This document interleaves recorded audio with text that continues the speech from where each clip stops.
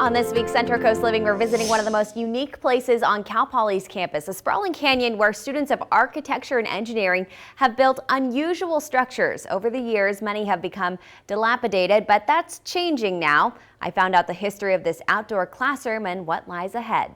Strange structures dot the hillsides tucked a mile away from Cal Poly's main campus in an area students call Architectural Graveyard.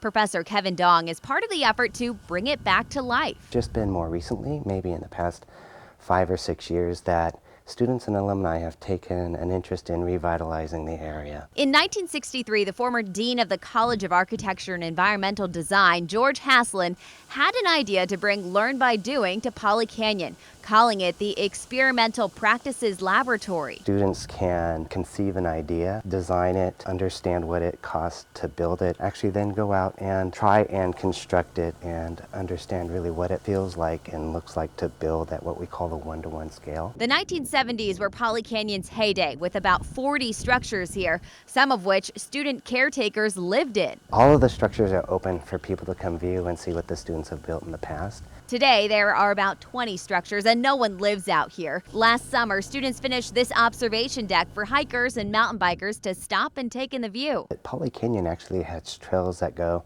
a few miles out beyond where we are in the canyon. All the trails are open for people to enjoy. Meanwhile, the college is planning renovations to cover up graffiti and restore structures so that events can one day be held here. The so-called graveyard now transforming back into a living laboratory.